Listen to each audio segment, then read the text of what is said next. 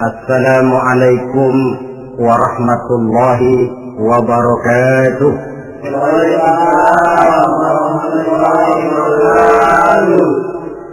Alhamdulillah, wassalatu wassalamu ala sayyidina Rasulillah, sayyidina wa maulana Muhammad ibn Abdullah wa ala alihi wa sahbihi wa man tabi'ahu wa wala. Subhanaka la ilma lana illa ma 'allamtana innaka antal alimul hakim. La haula wa la quwwata illa billahil aliyyil azim.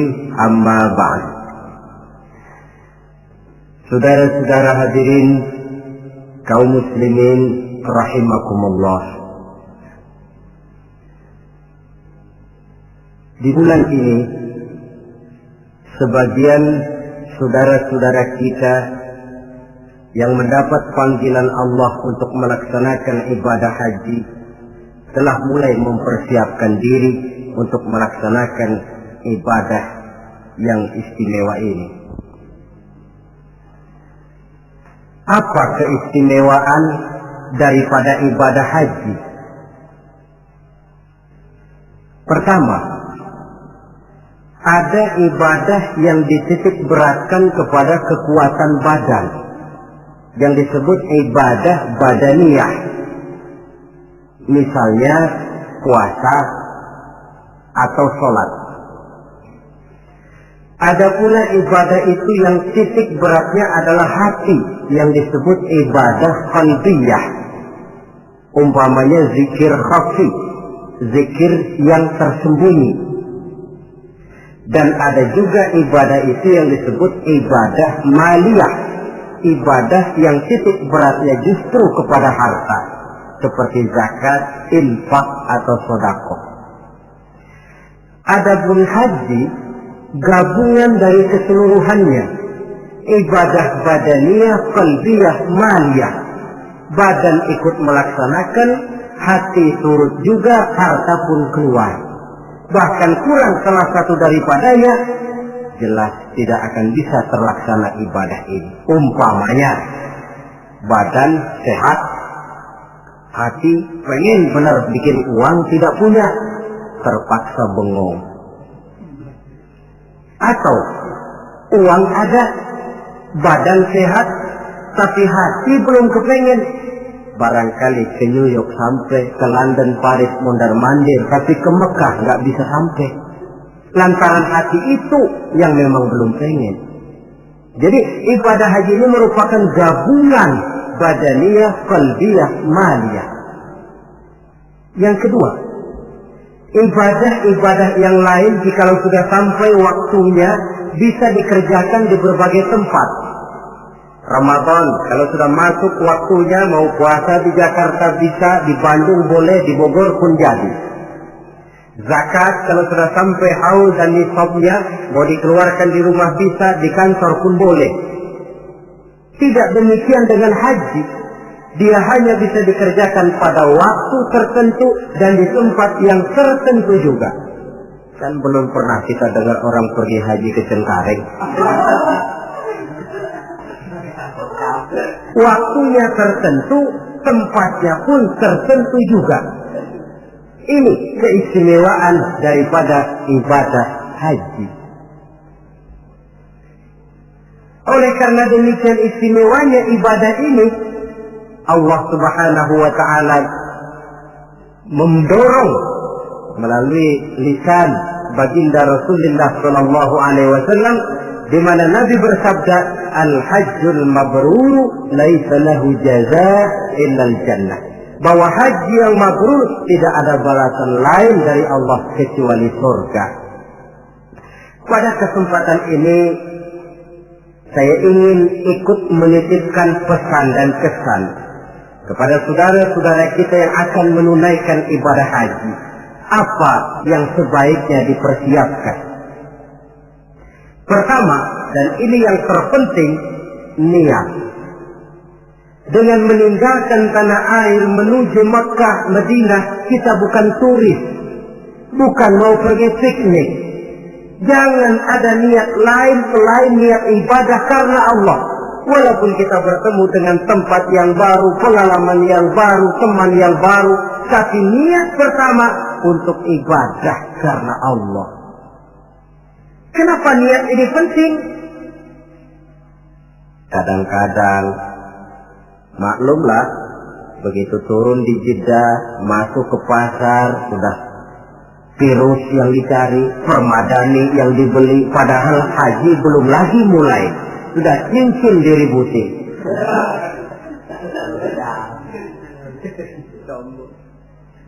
Nah, kalau niat kuat, maka dalam pelaksanaan ibadah haji nanti, jangankan bertemu dengan yang enak, bertemu dengan yang tidak enak pun akan jadi enak. Sebab apa? Maaflah saudara, kalau mau dicari kenikmatan biologis dalam ibadah haji hampir tidak ada. Tapi kenapa orang mau? Uangnya minimal 4 juta keluar, rumah dia tinggalkan, anak yang masih kecil dia tinggalkan, karena famili handaisolan keluarga ditinggalkan, melintasi samudra melalui berbagai negara, sampai dia di Makkah sana berdesakan dengan jutaan manusia, tidur tidak teratur, manusianya kadang-kadang kasar, iklimnya pun buat. Tapi saya belum pernah dengar ada pergi haji. Tidak pernah pulang haji lalu ditanya, Pak Haji bagaimana di Mekah? Buat taubat lagi-lagi. Belum pernah ada. Belum pernah ada. Malahan yang sering kita dengar, bagaimana Pak Haji? Ya Allah Ustaz, pada waktu saya melakukan tawaf wida, mengucapkan selamat tinggal kepada Ka'bah, akan kembali ke kampung halaman dengan air mata berurai membasahi pipi tanpa terasa. Dikala itu batin saya menjerit, ya Allah, kapan saya bisa kembali kemari lagi? Pulang saja belum, sudah mikirin mau kembali. Apa yang dirasakan? Kebahagiaan batin karena niat kuat lantaran bisa menjawab panggilan Allah. Kalau hati bahagia, batin bahagia, penderitaan badan tidak terasa. Ini yang harus digarisbawahi. Kalau hati bahagia, penderitaan badan tidak terasa. Kita ambil contoh. Ibu kita, dikala melahirkan kita, pilihan cuma 2. Kalau tidak hidup, mati. Betul apa betul?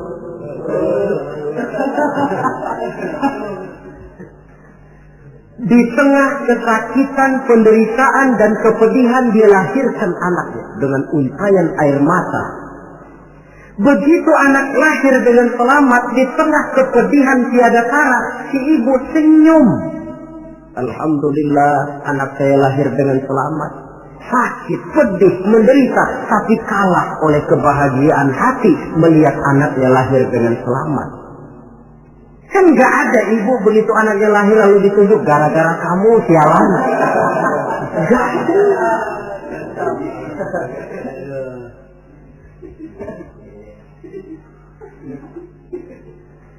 Zaman kita masih muda dulu,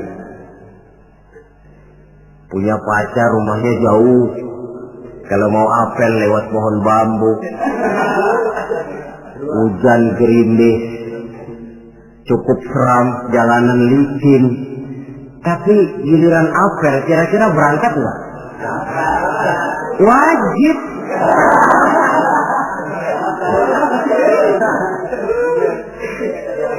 Hilang rasanya itu jauh. Tidak seram lewat pohon bambu, gerimis malah menambah keindahan. Kenapa? Lantaran hati bahagia. Kalau hati sudah bahagia, penderitaan badan tidak terasa. Itulah pentingnya niat. Kalau memang niat lemah, yang dekat pun terasa jauh. Tapi kalau niat kuat, yang jauh akan terasa menjadi dekat. Dan oleh karena niat kuat, Allah akan memberikan jalan. Yakinlah itu. Saudara, ketika saya melaksanakan ibadah haji, Saya bikin haji ifrat, masuk Mekah itu orang sudah berkumpul di Mekah. Tapi saya memang punya niat kuat, bagaimanapun di dalam tawaf saya harus bisa mencium Hajarul Aswad. Padahal manusia jutaan, saya tawaf berdesak-desakan dengan jutaan orang. Niat kuat, saya harus bisa mencium Hajar Aswad. Apa yang terjadi? Sedang enak-enak saya tawaf diseruduk orang Afrika yang tinggi gede. Diseruduk mental saya. Apa yang terjadi? Saya mental jatuh pas di depan Hajar Aswad. Orang Jawa bilang endilala. Endilala, kok ada jalannya? Diseruduknya sakit, tapi kok jatuhnya di situ? Oh, saya pikir Allah memberikan jalan karena niat yang kuat. Tidak cuma sekedar ibadah haji, ibadah apapun saja, ini fondasi utama, niat. Jika sudah rapuh niat, nilai ibadah tidak akan sampai kepada tingkat kesempurnaannya. Apalagi untuk melaksanakan ibadah haji ini. Jangan sampai ada niat, di Mekah nanti belanja jam tangan lebih murah, atau nanti kalau sudah pulang kepengen pakai peci putih dipanggil Pak Haji, lalu siapa yang lewat cium tangan sama saya. Niat ibadah karena Allah, jangan sampai ketumpangan niat-niat lain yang bisa memalingkan kita daripada niatan ibadah itu sendiri. Satu. Yang kedua, apabila bapak, saudara, ibu-ibu sudah sampailah di tanah haram nanti, puas-puaskan di sana melaksanakan ibadah. Mumpung sudah ada di sana.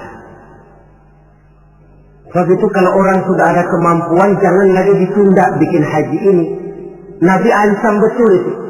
Man kana lahu sa'ah falam yahus falyamut in sya'a yahudiyan wa in kana nasraniyan. Apabila orang sudah memiliki kemampuan untuk berhaji tidak dia laksanakan, dia boleh pilih mau mati secara Nasrani atau Yahudi. Imam Syafi'i berkata boleh juga ditunda sampai tahun depan, tapi dengan catatan. Pertama, jangan putus niat. Selalu niat bahwa tahun depan dia mau pergi haji. Yang kedua, dan ini yang berat, dia tidak boleh mati pada tahun itu. Ya kalau niat tidak putus boleh lah, tapi kalau tidak mati tahun itu, ini kan mesti bikin perjanjian sama malaikat maut, ini repot. Mumpung ada di tanah haram, apalagi di tempat-tempat yang mustajabah, di mana doa dijawab Allah, kuatkan diri melaksanakan ibadah. Mumpung ada di sana. Kapan lagi mau mengejar keuntungan sebesar itu? 1 rakaat di Masjidil Haram sama nilainya dengan 100.000 rakaat di masjid-masjid lain. Tahun depan belum tentu kita bisa kembali lagi. Taruh kata rezeki ada tapi umur belum tentu ada. Taruh kata umur sampai tapi rezeki belum tentu ada. Mumpung ada panggilan sudah sampailah kita di sana. Pusing-pusing dikit berangkat ke masjid, capek-capek dikit berangkat ke masjid. Puaskan hati dan diri melaksanakan ibadah. Kalau malas yang diperturutkan, kan rugi, sudah buang waktu, tenaga, harta, tapi nilai ibadah tidak seperti yang diharapkan. Jadi yang kedua, mumpung ada di sana, puas-puaskan diri melaksanakan ibadah. Yang ketiga, kalau nanti sudah sampai di tanah haram, entah di Mekah dan Madinah, orang bilang Mekah Madinah itu taman mini akhirat. Artinya apa? Di sana orang harus jujur kepada diri sendiri. Kalau menemukan berbagai kesulitan, jangan mencari kambing hitam. Jangan mencari sebab pada diri orang lain. Cari sebab pada diri sendiri. Kalau di sini kan kita bisa saja berkata, gara-gara lu sih begitu, gue jadi begini. Orang lain kita kambing hitamkan. Di sana kalimat macam itu tidak berlaku. Semua kesulitan, semua hal-hal yang tidak menyenangkan yang menimpa kita, carilah sebab di dalam diri sendiri. Itu obat yang paling mujarab. Sebab kita ke sana memang dengan pengakuan segala dosa. Seperti kata Abu Nuwas dalam syairnya, ilahi abdukal asi ataka. Wahai Allah, hambamu yang penuh maksiat, berlumur noda dan dosa ini datang menghadapmu ya Allah, memohon ampunan dan taubat dari seluruh dosa. Kata perbuatan yang tidak terkontrol akan mendatangkan kesulitan dan obatnya tidak lain taubat. Saya punya seorang teman. Dia di sini nggak pernah kemana-mana. Begitu masuk Mekah jalan-jalan melulu. Temennya kasih tahu, jangan jalan-jalan melulu, nanti susah dicari kalau ada perlu. Nepuk dada. Anak Betawi nih nggak bakalan keder katanya. Sudah selesai dia jalan-jalan mau kembali ke rumahnya, putar-putar nggak pernah ketemu tempat dia tinggal. Sampai 2 hari. Akhirnya dia bertemu seorang syekh. Tuan syekh, bagaimana saya ini? Sudah 2 hari mau pulang nggak ketemu rumah. Nah, kamu memangnya kenapa? Ya pikir-pikir saya juga sih, lidah ini nggak terjaga, pakai nepuk dada nggak bakalan salah jalan lah, nggak bakalan keder lah. Nah, sana kau masuk Masjidil Haram, tawaf, sembahyang sunnah, sujud di depan Ka'bah, akui dosa dan kesalahan.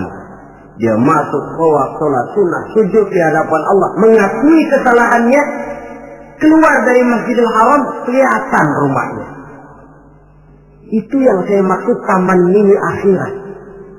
Baik kata, baik perbuatan harus dijaga, dikontrol, jangan sampai masuk dalam apa yang dipesankan Allah. La rafasa wala fusuqa wala jidala fil hajj. Di dalam melaksanakan ibadah haji itu jangan sampai ada rafas. Rafas, kata-kata kotor, kata-kata yang bisa menimbulkan rangsangan. Fusuk, kata-kata yang keji, atau kata-kata yang sifatnya menyesali amalan. Umpamanya, coba gua nggak pergi haji 4 juta dibeliin bajai, tinggal nungguin setoran. Ini masuk fusuk juga. Wala jidal, pertengkaran. Maklumlah suhunya panas. Dalam kondisi panas temperatur mudah naik, orang peka, sedikit tersinggung mudah marah. Lantaran air, lantaran makan, lantaran tunggu menunggu, bisa menimbulkan kemarahan. Oleh karena itu, sekali lagi, pesan saya yang ketiga, orang di sana harus jujur kepada diri sendiri. Jangan mencari kambing hitam kalau menemukan kesalahan, tapi carilah sebab di dalam diri kita masing-masing. Yang keempat, kalau sudah berkumpul kita dengan jutaan umat Islam di Mekah, di Madinah, tidak usah usil dengan amalan orang lain. Sebenarnya tidak cuma di sana, di sini pun seharusnya kita begitu. Tapi akan lebih real kalau kita lihat di sana. Kenapa? Akan macam-macam tingkah orang yang sholat itu. Ada yang sholat selesai takbir, tangannya berlenggang-lenggang saja. Ada yang sholat, malah saya pernah lihat sholat sambil gendong anak. Ada pula saya saksikan di sebelah saya betul. Dia bawa sebotol air zam-zam, dia sholat. Botol zam-zam ditaruh di sampingnya. Waktu dia lagi rukuk, botolnya ketendang orang, menggelinding ke depan. Sambil rukuk dia samperin tuh botol. Dia ambil, dia taruh lagi di sampingnya, dia terusin sholatnya. Apa lalu kita harus mencak-mencak sampean sholat begitu? Tidak betul. Kembalikan saja kepada ajaran Allah. Lana a'maluna walakum a'malukum. Kami akan mengerjakan amalan yang kami yakini benarnya. Tuhan pun persilakan mengamalkan amalan yang Tuhan yakini benarnya. Tidak usah usil dengan amalan orang. Ini juga seharusnya kita wujudkan dalam kehidupan di sini. Coba apa? Maaf. Dalam proses perkembangan Islam di Indonesia, dia tidak pernah sunyi dari orang yang tidak senang melihat dia tumbuh dan berkembang dengan pesat. Orang yang tidak senang tentu berusaha bagaimana memporak-porandakan Islam ini. Menghantam Islam terang-terangan jelas tidak mungkin dan tidak berani. Kenapa? Bagaimanapun kondisinya umat Islam, bagaimanapun bodohnya umat Islam, ada satu hal yang positif. Apa itu? Fanatisme agama. Dia masih sanggup ngomong, Mas, gua emang kagak sembahyang, tapi agama gua lu acak-acak, gua bacok.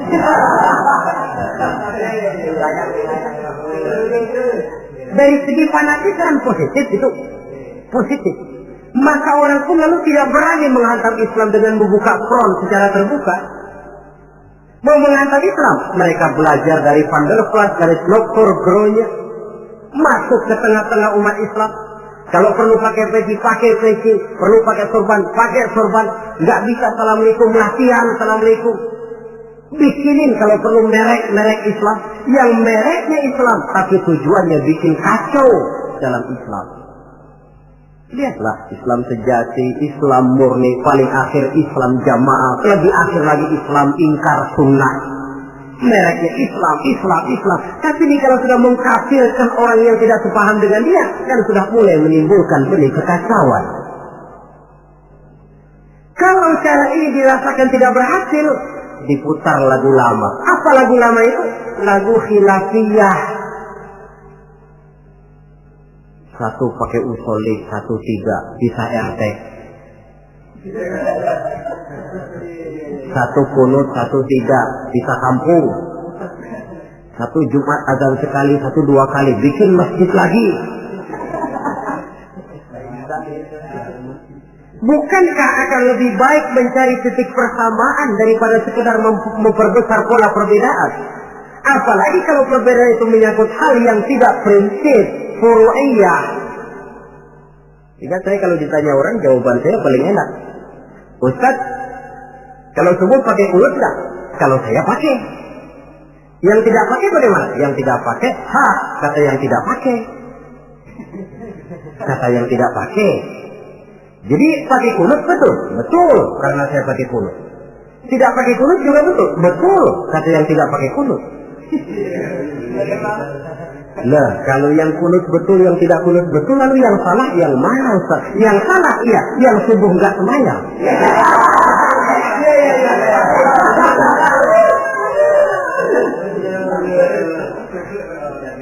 Daripada ribut kita mempertengkarkan kunut, kan lebih baik membicarakan bagaimana teman-teman kita yang belum subuh supaya sholat subuh. Proyek garapannya ada, sasarannya jelas. Hal-hal yang menyangkut khilafiyah semacam ini sampai kiamat tidak akan pernah selesai. Sebaiknya memang tidak usah usil dengan amalan orang, dan ini dicontohkan benar di dalam pelaksanaan ibadah haji. Kita lihatlah mereka yang sholat dengan tingkah macam-macam, dengan pola macam-macam. Apa lalu kita harus ngotot mempertahankan cara ini tidak betul? Oh, terlalu riskan. Jadi bapak, saudara, ibu yang nanti di sana melihat pengalaman macam-macam, tidak usah usil dengan amalan orang. Mari kita amalkan apa yang kita yakini benarnya. Yang kelima, pesan saya kepada jamaah haji, ibadah haji itu ibadah yang berat. Oleh karena itu, orang melaksanakan haji itu harus bawa sabar yang sebanyak-banyaknya. Sabar yang tidak ada batasnya. Banyak kasus terjadi karena kurangnya kesabaran. Kadang-kadang sepasang suami istri, dia mau tawaf, kata suaminya, Bu, saya mau bikin tawaf sunnah, kau tunggu saja di tiang sebelah sini, jangan kemana-mana. Istrinya setia nunggu di tiang itu. Padahal semua tiang di Masjidil Haram bentuknya hampir sama. Si suami pun tawaf berputar mengelilingi Ka'bah. Karena tawaf berputar, pada akhirnya selesai tawaf, istrinya ditaruh di tiang sebelah sini, dia cari di tiang sebelah sana. Mutar-mutar tidak ketemu. Setelah ketemu capek, muka sudah merah, keringat bercucuran, marah setengah mati si suami. Kau sudah saya bilang jangan jalan kemana-mana, masih jalan juga. Padahal istrinya mah nggak kemana-mana, dia yang keliru arah. Kadang karena air, kadang karena makanan. Hal-hal yang sedikit menyebabkan kita peka, mudah sekali dengan watak marah. Dikala berpakaian ihram, sabar meninggalkan hal-hal yang menjadi pantangannya. Saya tidak bicarakan soal manasik, tata tertib pelaksanaan ibadah haji, karena manasik itu kalau diteorikan kelihatannya sulit, tapi kalau dipraktekkan nyatanya akan mudah. Saudara hadirin yang saya hormati, sabar itu kan tempatnya 3. Pertama, sabar dalam taat. Yang kedua, sabar di dalam meninggalkan maksiat. Yang ketiga, sabar pada waktu menghadapi musibah. Sabar dalam taat apa? Misalnya puasa.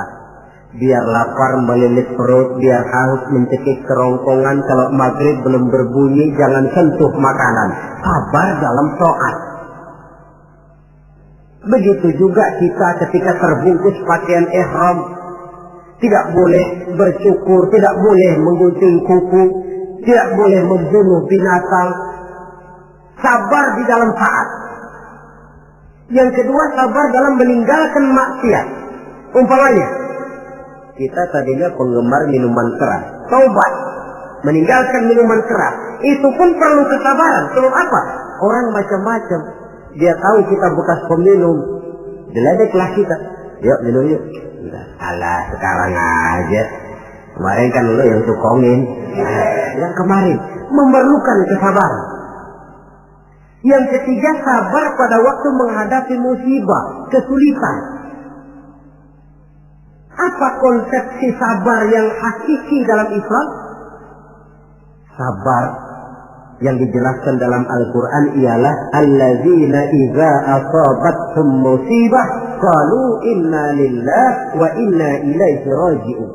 Orang yang sabar ialah orang yang apabila terkena suatu musibah kembali kepada prinsip dasar inna lillahi wa inna ilaihi raji'un. Kami berasal dari Allah dan kami akan kembali kepada Allah. Bukan cuma pengucapannya tapi penghayatannya.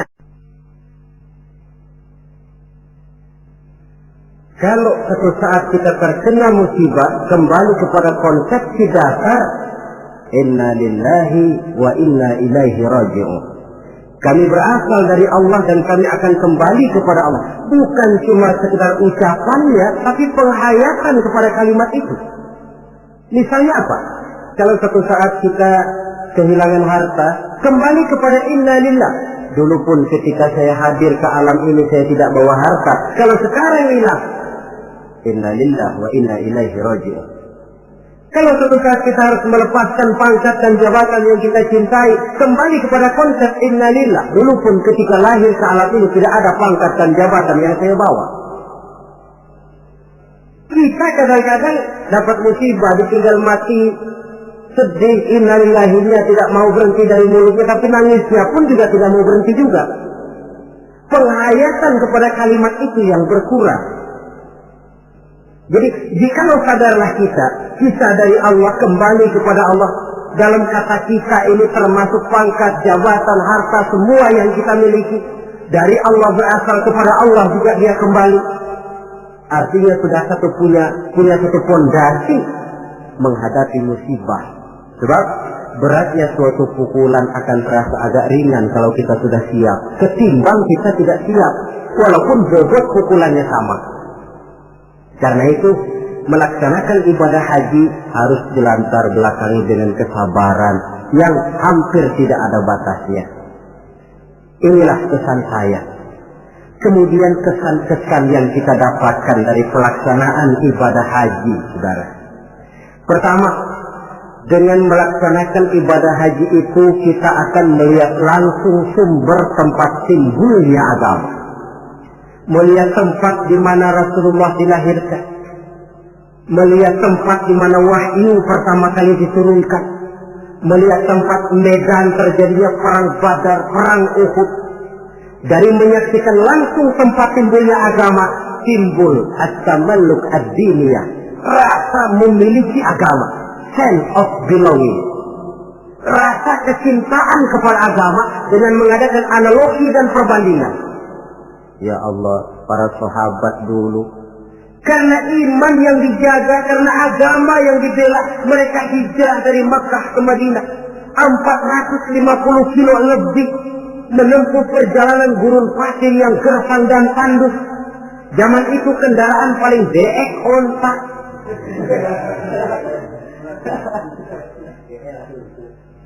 Untuk menegakkan akidah, melaksanakan syariat, mereka harus perang. Kita ini melaksanakan agama ibarat nasi mas tinggal nyuap. Rasul, para sahabat, generasi kemudian yang berjuang dengan untayan air mata, cucuran keringat, bahkan aliran darah. Apakah nasi yang tinggal nyuap ini masih harus tumpah ke tanah? Alangkah sayangnya melihat langsung sumber tempat timbulnya agama. Ada rasa kebanggaan, ada rasa tanggung jawab. Yang kedua kesan saya, orang bilang ibadah haji itu katanya Kongres Umat Islam Internasional. Kita sudah melihat Islam dalam skala yang makro, dalam bentuk nuansa pandangan yang luas. Apa artinya ini? Artinya seorang muslim itu tidak boleh bermental seperti katak di kolong tempurung, merasa diri paling besar karena tidak pernah kemana-mana. Tapi dia lihat Islam dalam kancah internasional, sejak dari warna kulit sampai kepada bahasa, sampai kepada bentuk manusia, macam-macam berkumpul. Tapi apa? Dibungkus dengan pakaian yang sama, membaca bacaan yang sama, melaksanakan ibadah yang sama, menyembah Allah Tuhan yang sama, membaca bacaan yang sama. Dari sekian persamaan timbul ikatan spiritual bahwa muslim bersaudara, bahwa Islam ini luas. Bukankah sering terjadi kadang-kadang orang melihat Islam seperti orang buta melihat gajah? Frame of reference, kacamata pandangan yang dia gunakan sipit. Ada 3 orang buta dilepas ke kebun binatang, disuruh kenal gajah. Saya yakin laporannya pasti lain-lain. Kata orang buta pertama, lapor, gajah tipis lebar kayak kipas. Kenapa? Karena yang dia pegang cuma kupingnya. Orang buta kedua tentu ngotot, salah, yang betul saya, gajah gede tinggi kayak pohon kelapa. Sebab yang dia pegang kakinya. Orang buta ketiga ngotot, dua-duanya salah pak, yang paling betul mah saya. Kalau gajah mah pak, kecil panjang kayak ular. Sebab yang dia pegang ekornya. Salahkah mereka? Tidak salah, cuma datanya kurang lengkap. Bahwa gajah macam kipas betul telinganya, bahwa gajah macam ular betul ekornya, tapi gajah secara total adalah gajah yang bukan kipas, bukan ular, bukan pula pohon kelapa. Ini yang fisik dan tidak menjadi, kadang-kadang baru kenal kuping gajah, kemana-mana sudah pidato. Saudara gajah tipis lebar kayak kipas. Diundang lagi ke tempat sebelah sana, begitu lagi pidatonya. Buat orang yang sudah kenal gajah dia diketawain, belum buat orang yang belum kenal gajah dia malah menyesatkan. Dua-duanya sama tidak mendidiknya. Nuansa pandangan yang luas. Yang ketiga, kesadaran hidup. Dari mana ini dimulai? Dari pertanyaan dikala kita merenung di padang Arafat yang terhampar luas membentang, sejauh mata memandang cuma tenda-tenda putih 2 yang nampak. Dari mana kita datang? Di mana kita sekarang? Mau kemana kita akan pulang? Dikala itu air mata berurai membasahi sisi tanpa terasa. Inilah barangkali taman miliknya padang mahsyar di akhirat nanti, di mana kita melepaskan semua status sosial. Dikala itu jenderal tidak akan dipanggil jenderalnya. Dikala itu yang intelek dan yang awam tidak tahu lagi kita. Dikala yang kaya dan yang miskin sudah sulit dibedakan. Bukankah itu pantulan daripada kehidupan yang pasti akan kita temui? Lalu dunia ini apa? Persis kalau diibaratkan dunia ini cuma sekedar sebuah panggung sandiwara. Sang sutradara Allah Subhanahu wa ta'ala, penonton malaikat, panggung sandiwaranya dunia ini, pemainnya seluruh manusia, skenario-nya Quran dan Sunnah. Sutradara berjanji kepada pemain-pemain yang bermain dengan baik sesuai dengan petunjuk dalam skenario Quran dan Sunnah akan diberikan piala citra berupa surga. Tapi mereka yang menyimpang dari teks skenario sampai panggung sandiwara kacau, mereka pun akan mendapat imbalan yang sesuai. Saya Ustaz, ini peran saya dalam panggung sandiwara dunia ini. Saudara pegawai, saudara pedagang, saudara seniman, peran yang sedang kita pegang. Peranan kita pasti akan selesai dengan dua kemungkinan. Pertama, memang skenario-nya mengharuskan peranan kita sampai di situ. Selesai. Itu apa itu? Ajal. Yang kedua, panggung sandiwaranya yang memang sudah harus dibongkar. Apa itu? Kiamat. Jikalau panggung sandiwara ini sudah dibongkar, jikalau dalam teks memang peranan kita sudah habis sampai di situ, kembalilah kita kepada sang sutradara. Apalagi yang kita bawa? Kata Nabi, yutba'ul mayyitu salasah. Orang jikalau dia mati, selesai peranannya, yang mengantar ke kuburnya tiga. Ahluhu wa maluhu wa amaluhu. Hartanya, keluarganya, amalnya. Gantar dia ke kubur. Tapi yang dua pulang lagi. Siapa yang pulang lagi? Pertama ahluhu, keluarganya. Tidak seorang keluarganya yang bagaimana cintanya kepadanya yang mau ikut masuk ke dalam. Istrinya yang katanya sayang betul sama dia, yang waktu muda dulu pernah berjanji buat hidup semati di bawah pohon pete dengan senandung irama. Dikala muda dia berkata, apalah artinya hidup ini tanpa engkau di sisiku, Bang? Hampa rasanya hidup ini. Tapi ketika suami masuk ke liang lahat, dia akan berkata, sampai sini saja Mas, saya ngantar emas. Saya rela Mas berangkat duluan. Temannya yang katanya sayang betul sama dia, waktu kuburnya diuruk paling keras injekin tanahnya. Mungkin ratusan mobil pelawat mengantar ke kubur, dilepas dengan pasukan kawal kehormatan, turun ke liang lahat dengan tembakan salvo 21 kali, 5 truk karangan bunga duka cita. Bila selesailah upacara pemakaman, selesailah yang selesai, tinggallah yang tinggal. Pasukan kawal kehormatan akan kembali ke asrama. Untayan bunga duka cita yang 5 truk akan jadi onggokan sampah. Tembakan salvo yang 21 kali tidak akan sempat membuat Munkar Nakir jadi mundur.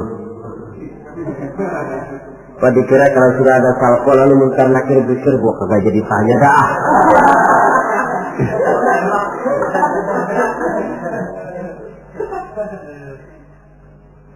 Harta pun tidak ikut masuk ke dalam. Mobil cuma parkir di pelataran kubur.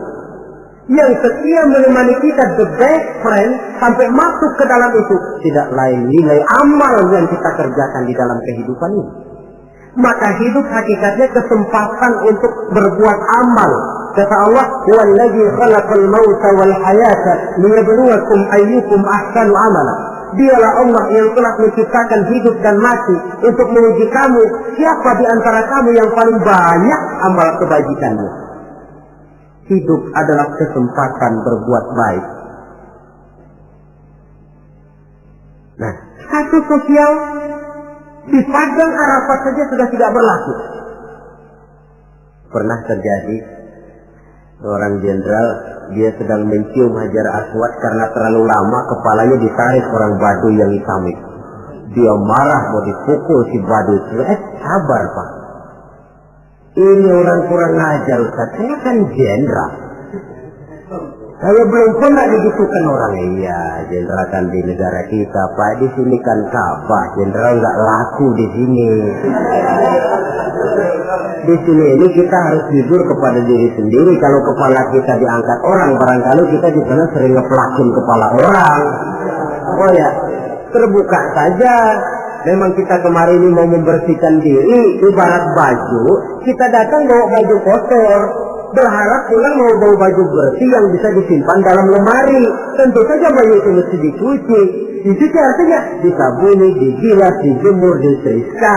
Wajar menemui kesulitan-kesulitan untuk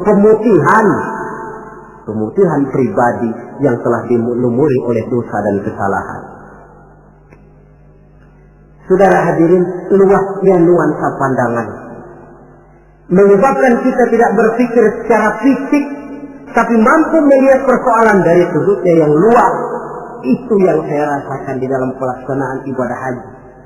Karenanya saya pernah ke Bali, tapi tidak ada rasa kerinduan pengen ke Bali lagi.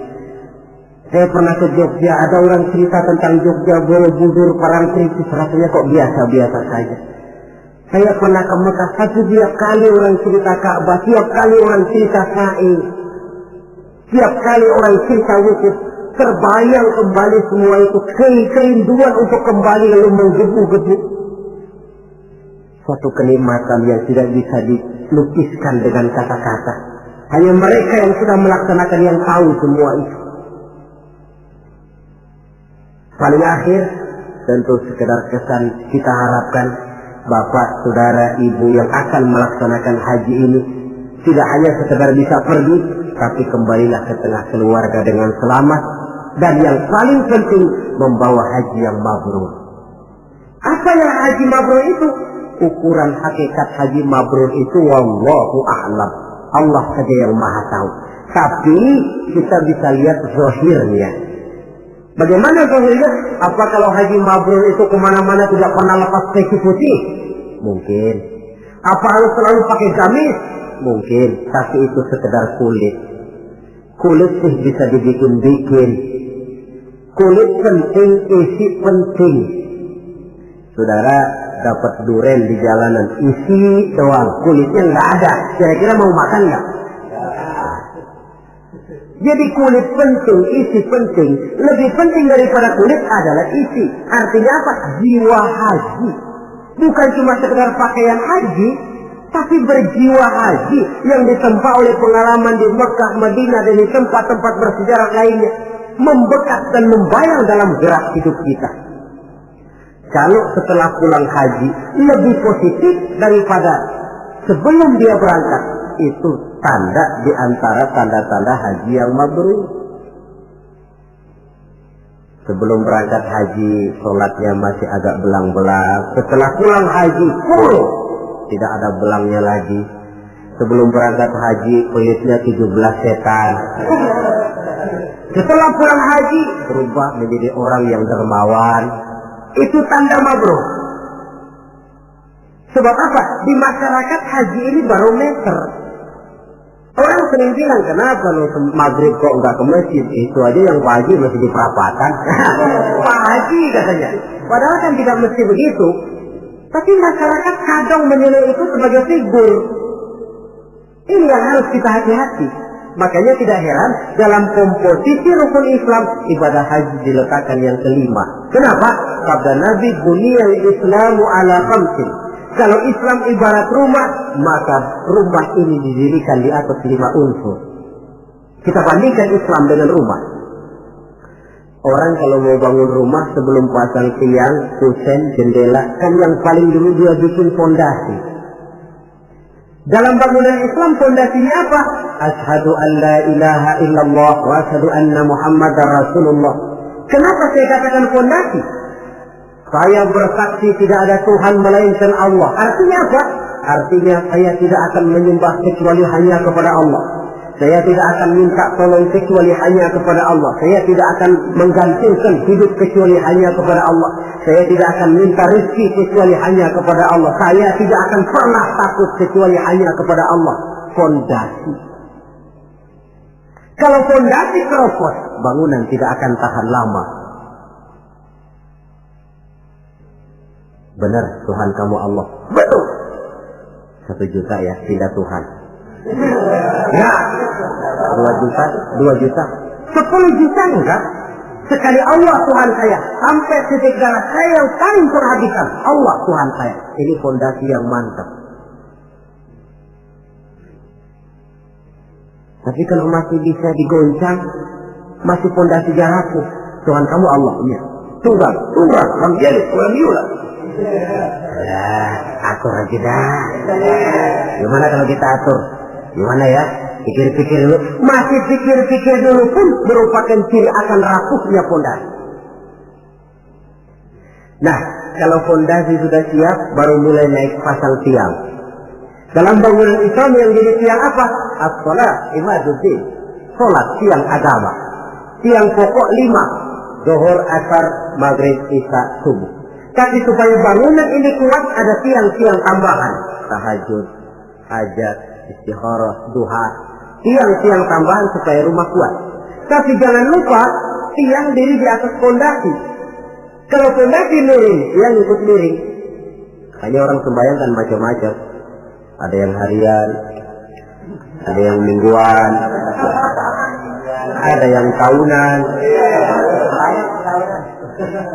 Yang harian itu ada yang mulus, ada yang belang-belang. Kalau yang belang, zuhur kena, asar out. Asar ketangkap, maghrib hilang. Maghrib kepegang, isya terbang. Ada yang mingguan, Jumat aja modal. Ngancam bener kalau sama Jumat. Ada yang tahunan, Idul Fitri sama Idul Adha. Yang tahunan itu lumayan daripada yang polos. Saudara-saudara, fondasi sudah, tiang sudah. Lalu rumah supaya ada batasnya kan perlu pagar, dinding. Yang menjadi dinding kata Nabi, asyamu junnatun. Puasa adalah dinding, benteng. Kenapa? Esensi puasa kemampuan mengendalikan nafsu. Kalau orang hidup tidak sanggup dan mampu mengendalikan nafsu, ada benteng, pagar, nggak ngacak-ngacak kebun orang. Tahu batas mana yang dia berhak dan tahu batas mana yang dia tidak punya hak. Kemampuan mengendalikan nafsu. Nah, sudah, fondasi sudah, tiang sudah, pagar sudah, rumah supaya bersihkan harus ada jendela, pintu, lubang angin, kamar mandi yang fungsinya membersihkan. Dalam agama yang fungsinya membersihkan zakat. Kalau dia zakat mal, dia bersihkan harta kita. Dia zakat fitrah, bersihkan jiwa kita. Zakat hijarah, bersihkan tanam-tanaman kita. Makanya kalau orang muslim nggak mau bayar zakat, sama juga rumah nggak pakai pintu, nggak pakai jendela, nggak pakai lubang angin, nggak ada kamar mandi, panas, lekam. Kata orang kampungnya. Anak yang kecil itu, adik-adik kita, kalau nggak dibayarin zakat fitrahnya, panas tuh anak, pangar.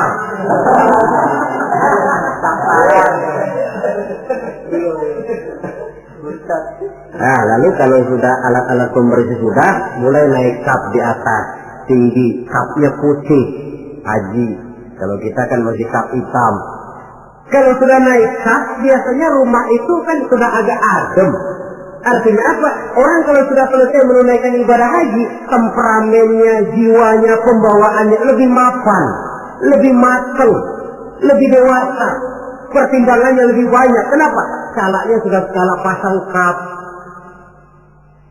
Dia sudah harus menjadi panutan di dalam kehidupannya, menaungi. Maka ibadah haji itu menaungi kepribadian orang. Di satu pihak kita ngukur-ngukur juga. Kalau kemarin saya masuk gedung bioskop terang-terangan, barangkali nggak begitu malu. Sekarang kan sudah haji, cukup sewa video aja dah, setel di rumah umpamanya. Dari segi memelihara kepribadian, dia sudah merupakan satu benteng. Apalagi untuk hal-hal yang merupakan aib, hal-hal yang akan menghancurkan martabat dan ketinggian orang itu sendiri. Ibadah haji lebih menaungi kepribadian seseorang. Oleh karena itu, sangat dianjurkan mereka yang sudah memiliki kemampuan untuk sampai ke sana, janganlah ditunda sampai tahun berikutnya. Orang berkata, Ustaz, saya belum bisa baca apa-apa, bagaimana? Berangkat. Soal di sana nanti membaca, kok ada mutawif, ada muzawir. Tawaf toh kita bisa membaca bukunya, paling kurang ada pembimbingnya. Daripada nunggu hafal semua, saya kira Ustaz juga jarang yang hafal bacaan-bacaan itu. Iya, kalau masih hidup, tapi kalau sudah keburu mati itu belum sempat hafal. Contoh saja, tiap putaran tawaf memang bacaannya lain. Putaran pertama baca ini, putaran kedua baca ini. Kalau harus hafal semua kan sulit. Tapi Islam prinsipnya la yukallifullahu nafsan illa wus'aha. Allah tidak pernah memberikan beban kepada seseorang kecuali sesuai dengan batas kemampuannya. Kalau baca sama sekali tidak bisa, baca saja doa sapu jagat. Tiap putaran, Rabbana atina fid dunya hasanah wa fil akhirati hasanah wa qina azabannar. Putaran kedua, Rabbana atina fid dunya hasanah. Boleh dan sah. Watak hukum Islam ini kan elastis. Tidak kalau sudah begitu ya mesti begitu, kaku tidak. Yang sering kaku kita umat Islam ini. Allah memerintahkan sesuatu. Kalau kemampuan melaksanakan perintah berkurang, stres perintah menurun. Sholat wajib berdiri kalau mampu. Tidak mampu berdiri, duduk sholat sembahyangnya. Kalau sembahyang duduk tidak bisa, berbaring. Kalau berbaring pun tidak sanggup, sembahyang dengan isyarat. Kalau sembahyang dengan isyarat masih tidak bisa, sembahyang dalam hati. Kalau sembahyang dalam hati tidak sudah sanggup, disembayangin. Kalau dengan hati sudah tidak bisa kan sudah innalillahi namanya. Kalau kemampuan melaksanakan perintah berkurang, stres perintah juga menurun. Watak elastisitas, ya hukum Islam. Tidak kaku, tidak kalau sudah begitu ya harus begitu, tidak. Suatu hari seorang datang melapor, anakku ya Rasulullah, ya Rasul celaka saya. Ma'ahlakaka, apa yang bikin kamu celaka? Waqa'tu ala imra'ati fi Ramadan. Saya lagi puasa Ramadan, saya enggak tahan ya Rasul. Lalu saya nyelonong sama istri saya siang-siang. Nyelonong bagaimana? Ya nyelonong. Rupanya pengantin baru, tapi jujur, salah ngaku. Ya sudah, kalau memang begitu bayar dendanya. Apa ya Rasul? Bebaskan budak. Waduh, saya tidak punya budak ya Rasul. Betul. Kau puasa 2 bulan berturut-turut, tidak boleh diselang-seling. Enggak kuat ya Rasul. Enggak kuat. Betul. Yang sebulan aja nyelonong, apalagi yang 2 bulan. 2 kali nyelonong. Saya enggak kuat ya Rasul. Tidak kuat. Beri makan 60 fakir miskin, 1 orang 1 mut. Ya Rasul. Apalagi jangan memberi makan 60 fakir miskin. Istri saya di rumah sehari masak, 3 hari libur. Saya orang susah ya Rasul. Lagian saya pikir ya orang kebangetan juga. Sudah melarat sama larangan kok berani gitu. Akhirnya Rasul masuk ke dalam kamar, keluar kembali membawa sekeranjang kecil kurma. Kalau kau sudah punya apa-apa, nih bawa pulang, sedekahkan kepada orang-orang miskin di kampungmu. Ya Rasulullah, apalagi? Di kampung saya itu yang paling miskin saya. Ya Allah.